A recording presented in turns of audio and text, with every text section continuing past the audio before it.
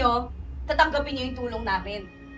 Pero kapag kami na inconvenience, kahit anong pakiusap namin, hindi nyo kami pagbibigyan? Hindi naman sa ganon, Elijah. Ang gusto lang naman namin, konting independence. Yung kung kaya naman namin tumayo sa sarili namin mga paa, bakit hindi, di ba? Guys, huwag niyo naman sanang masamain eh. Nape-pressure lang naman si Zeph na kami mga walang pera, biglang nakatira na rito. Marco! Zeph, hindi. Mag-open forum tayo. Di ba solid tayo magbabarkada? Guys, teka lang, relax lang muna. Ang sinasabi lang naman namin eh, kami-kami lang naman yung nag-uusap dito na magsama-sama eh. Kayo-kayo. So hindi kami kasali?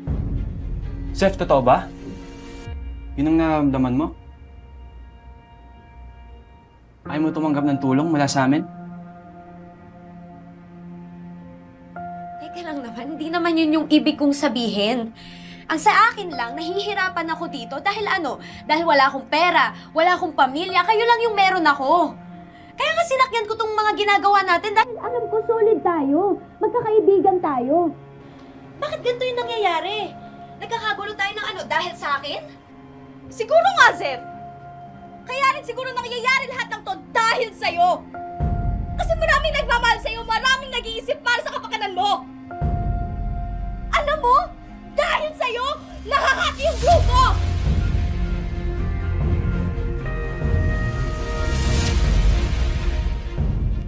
Hoy! Ano yan, ha? Ano nangyayari dyan? Buksan niyo nga to!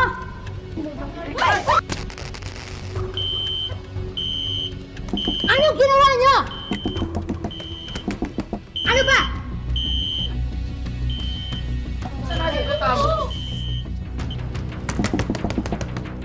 Bata kayo? Hindi ba bubuksan to?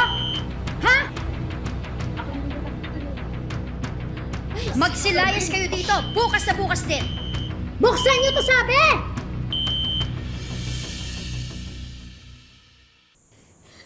Dahil sa'yo, nakahati yung grupo!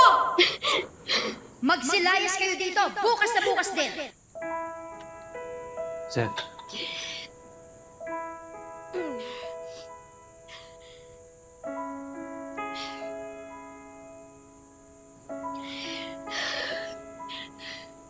Zeph. Sorry kung di kita tinanong kung anong gusto mo. I just wanted the best for you.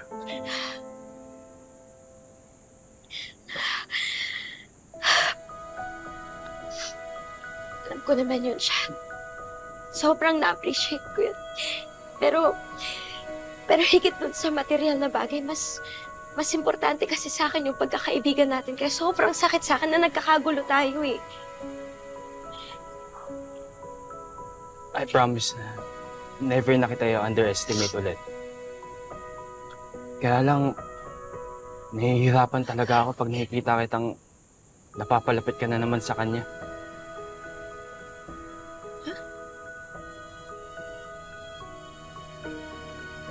It's a trap, you know?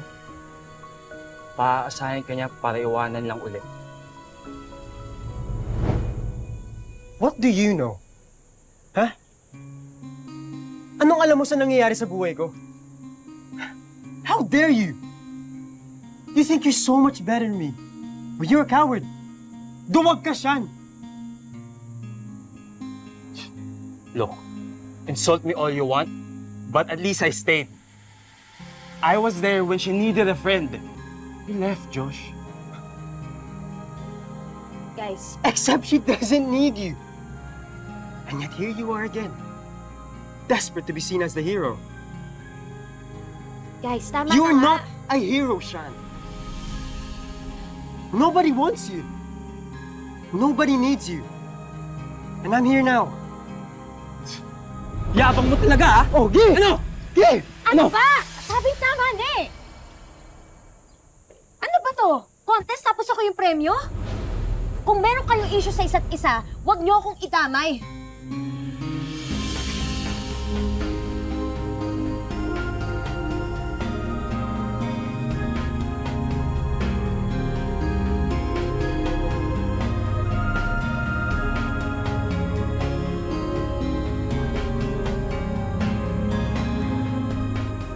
I'm sorry, Mr. Taylor. Buo na ang desisyon ko. I want you and your friends to vacate your rooms within the day.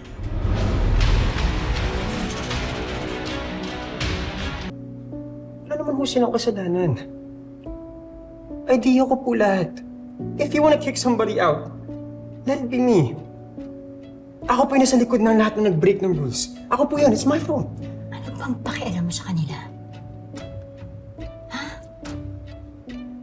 Bakit ba apektado ka? Hindi mo naman sila ka-level. They're my friends. I've abandoned them once. And I don't want to do that again. Everybody deserves a second chance. Please. Miss Jinshin, please. I'm begging you. Please, please, please.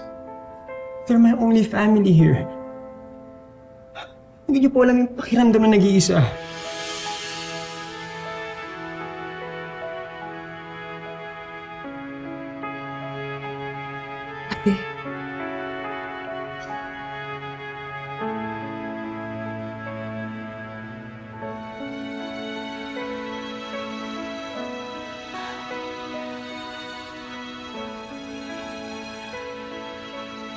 Okay. Another chance. Bibigyan ko ulit kayong pagkakataon.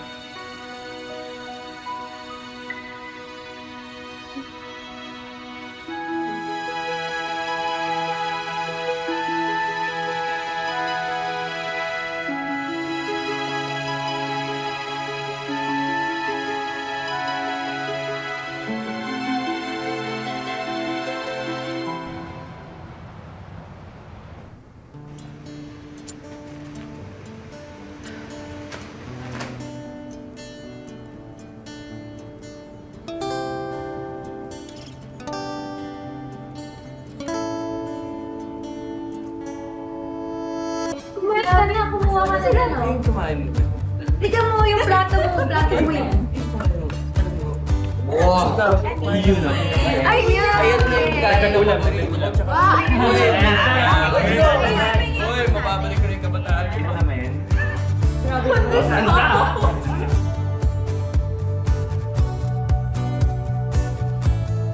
Kaliwa o kanan?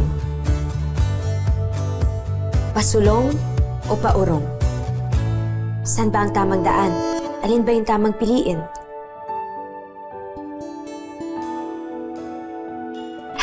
Minsan, ang tamang sagot ay hindi pagpili.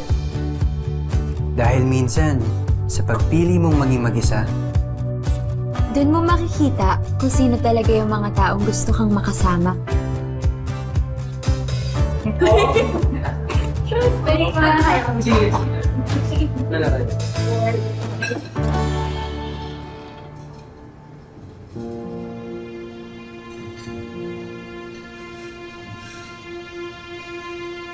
Malay natin, sasamangin ang anak mo, ate.